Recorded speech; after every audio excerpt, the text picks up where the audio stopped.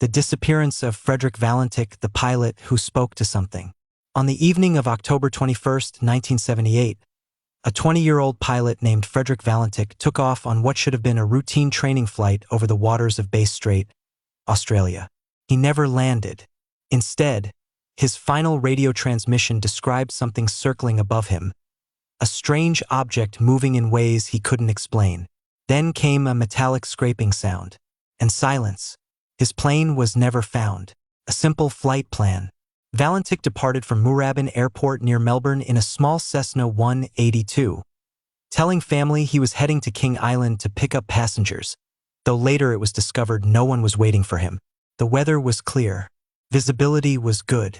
There was no indication of mechanical trouble. About 45 minutes into the flight, Valentich radioed Melbourne Air Traffic Control with an unusual question. Was there any known aircraft below 5,000 feet in his area? There wasn't. The radio call that became famous. Moments later, Valentich reported something disturbing. He described a large aircraft with bright lights, moving fast and circling above him. A shape he struggled to identify. Erratic movements unlike conventional planes. Air traffic control repeatedly told him no traffic was nearby. His voice grew tense as he continued describing the object. At one point he said, "It's hovering, and it's not an aircraft." The final moments. During the last transmission, Valentich said his engine was rough idling. Then the controller heard a strange metallic scraping sound. 17 seconds of open microphone. Silence. Contact was lost. No distress call. No confirmed crash report. No wreckage. The search that found nothing.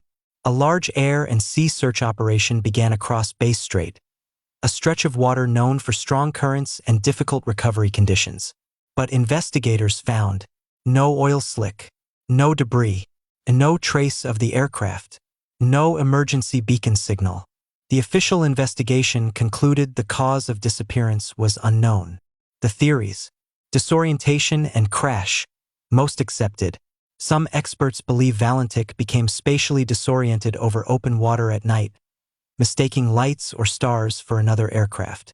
In this theory, he may have flown inverted without realizing. The engine trouble could have been pilot error.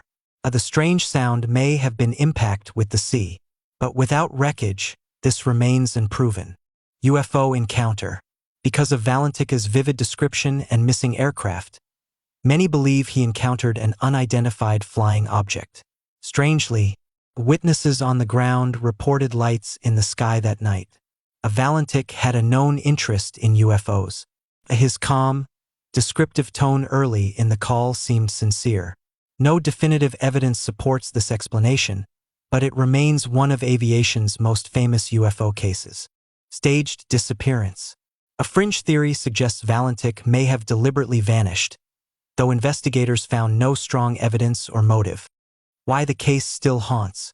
Unlike many aviation accidents, the Valentich disappearance left almost nothing behind, just a recording of a young pilot describing something unknown in the sky.